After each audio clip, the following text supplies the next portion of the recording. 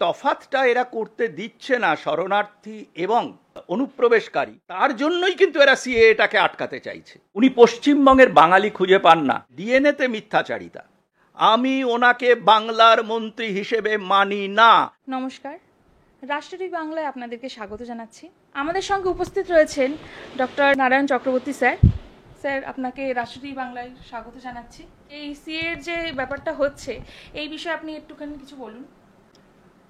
দেখো, সিএএ তো ভারতীয় নাগরিকত্ব দেওয়ার জন্য ধর্মীয় পারসিকিউশনের কারণে যেসব পার্শ্ববর্তী দেশের অমুসলিম নাগরিকরা ভারতে আশ্রয় নিতে বাধ্য হয়েছেন তাদের জন্য এটা করা হয়েছে। সেটা ঘোষিত সিদ্ধান্ত এবং সেটা একটা ল, এবং ভারতবর্ষের সমস্ত অঙ্গরাজ্য এই ল অনুযায়ী কাজ করতে বাধ্য।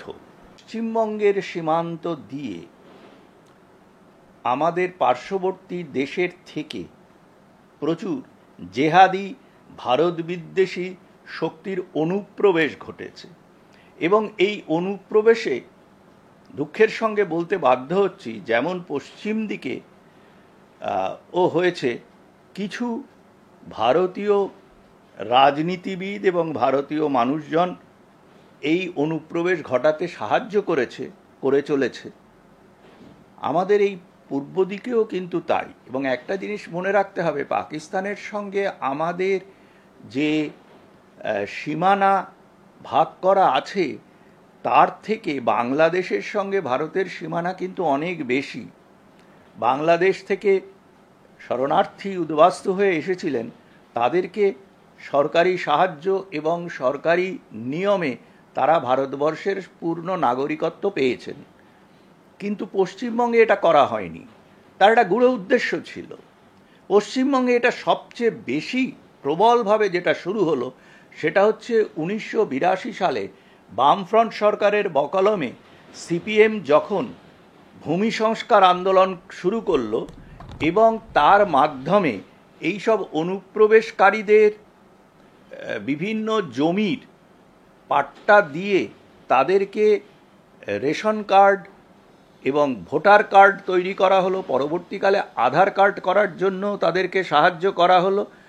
তারা অনুপ্রবেশকারী, এই যে শরণার্থী আর অনুপ্রবেশকারী, এই দুটোর ভেদাভেদ উঠে যাবে যদি সিএএ এখানে লাগু করা হয়। শরণার্থীরা শরণার্থী হিসেবে থাকবে এবং অনুপ্রবেশকারীদের ফিরে যেতে হবে, এটা খুব স্বাভাবিক কথা। এবং আরেকটা কথা তোমাকে বলি, যে এই অনুপ্রবেশকারীদের অত্যাচারে আমি তোমাকে একটা খুব সিম্পল এক্সাম্পল বলি, খুব সাদা এক্সাম্পল, আমি আগেও বলেছি। আমি জানি ভারতবর্ষের কোনো বিরোধী নেতা আমার এই বক্তব্যকে চ্যালেঞ্জ করার সাহস পাবে না, আগেও পায়নি।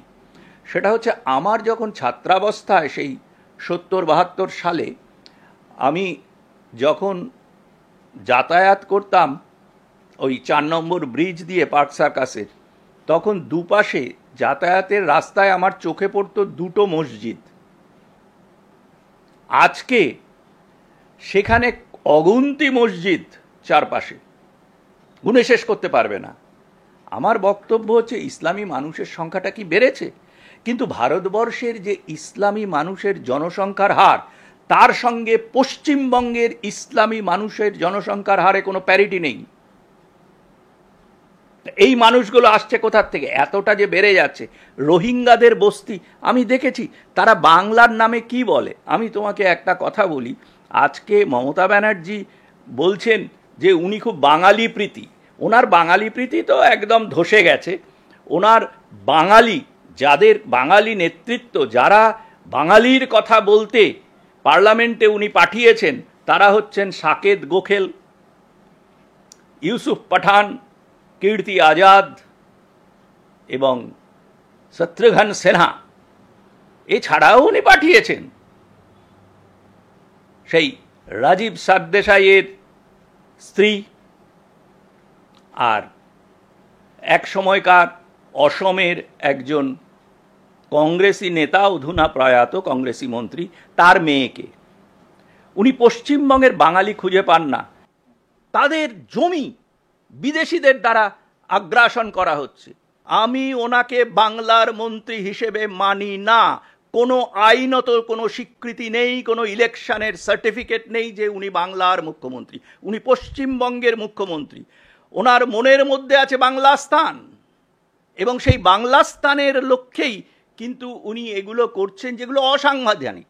ভারতের অখণ্ডতা বিপন্নকারী কোনো সংস্থা বা কোনো নেতা নেত্রীর কি হওয়া উচিত সেটা কিন্তু ভারত রাষ্ট্রই ঠিক করবে, এবং তার জন্য খেসারত কিন্তু তাকে দিতেই হবে।